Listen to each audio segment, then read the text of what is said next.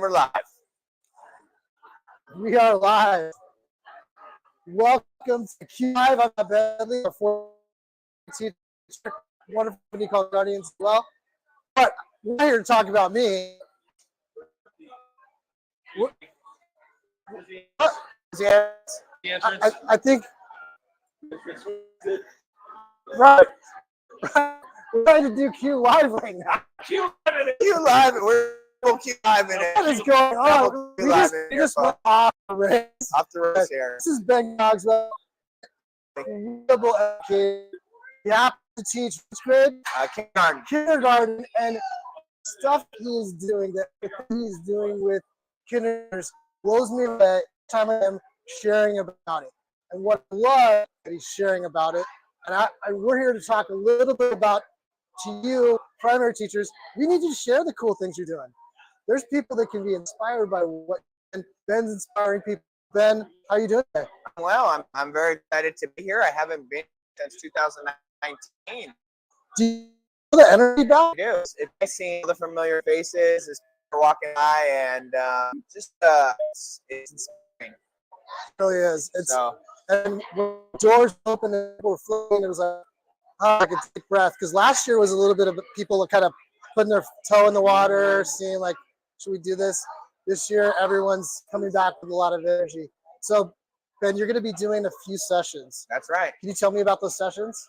So I'm doing 2 sessions today, and both of them are on edu protocols, which if you're not familiar with edu protocols, they're like lesson shells that are highly engaging for students and promote a lot of academic growth. And so the wonderful Jennifer Dean and I, Techie Jen, are working on a book, Primary Edu Protocols. And so we're kind of sharing a little bit about those today in 2 sessions, and I believe one 12:40, and then the other one is the session after at maybe 1:50. But we're excited to talk about how do we get some of our youngest students engaged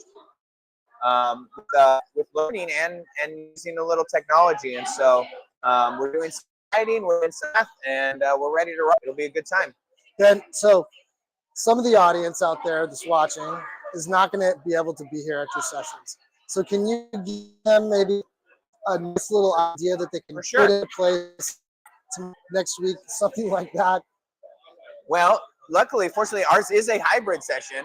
And so you will get to, if you're not here, and you can always join that. But so we're going to do a math session, and one of the maths, we're doing one on math reps, which really was shout out to Nowakowski, and there's a ton of information on it. It's really just kind of little short bursts of kind of like spiral reviews to get kids going. Can be done paper, can be done digitally.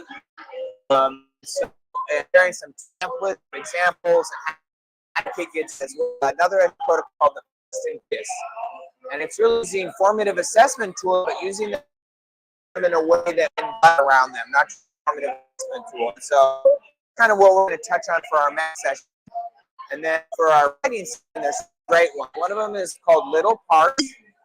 So end of the school year, you teach all your happens.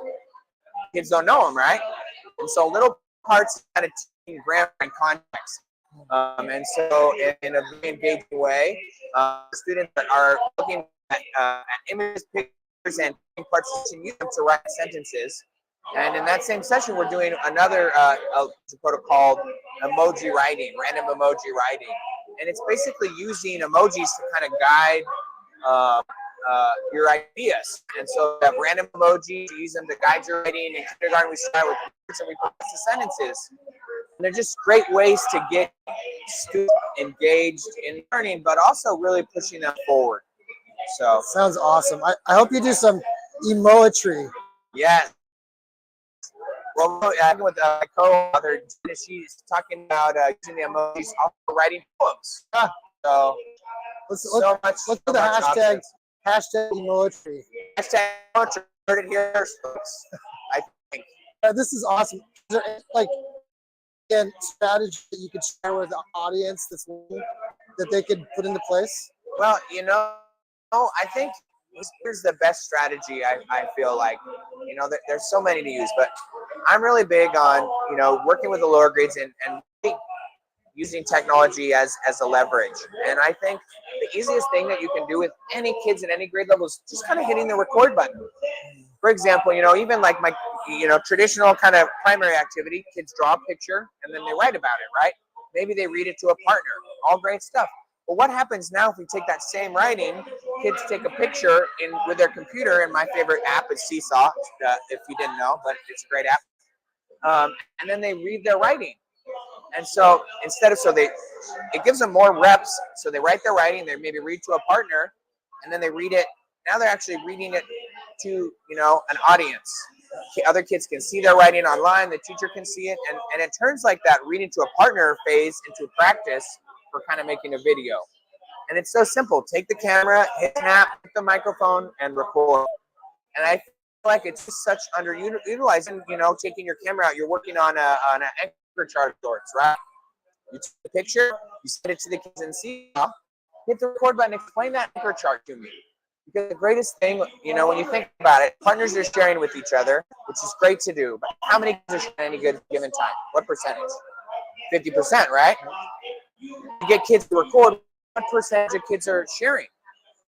1%. And so just feel like, whether it's a fancy activity or just using that microphone button to record, it's talking. And here's the other thing, and I don't mean to, I can go off this forever, but every year I've had kids that have either been kind of like a mute, or they don't like to talk in front of people, second language learners that are not comfortable talking with a partner. But you know what they will do? Record a video. And it's just so amazing as hitting that microphone and hitting the record, how kids build language across the year. So I just really encourage you to, whatever you're doing, use your tools to get kids to produce language, even if it's just hitting that record button. Super simple. And I feel like a lot of critical thinking is going on as they have to process through, as they're almost editing and revising and reading their own. There's so many things in that, Ben. Thanks for sharing that. Yeah. We really appreciate you being here. I'm excited. Be sure to check out Ben. Ben, where can people connect you if they're not here, or if they can't make your session? Where can they connect with you? The best place is to find me on Twitter. It's a great one, @Ben. That's another one. And if you want to check out more about EduProtocols, there's eduprotocols.com, and then we have primary eduprotocols.us. So those are some ways that you can connect with me, or if you want to check out our sessions, you can go there. And that book's coming soon, right? Hopefully it will be out sometime this year. We've been working on our final draft here, and so some to be released soon. Awesome. Thank you so much, and thank you for tuning in. I'm gonna pop over and stop this recording, but and with a high five. If I see you here, come up and say hi. Yeah, and definitely stop back in and watch. We'll be bringing on other amazing educators like Ben to share a little bit with you if you can't be here. Or if you are here, you get a little preview of their sessions. All right, everybody. Bye. Have a great day. Thanks for watching. Arrivederci. Ciao. Hasta luego.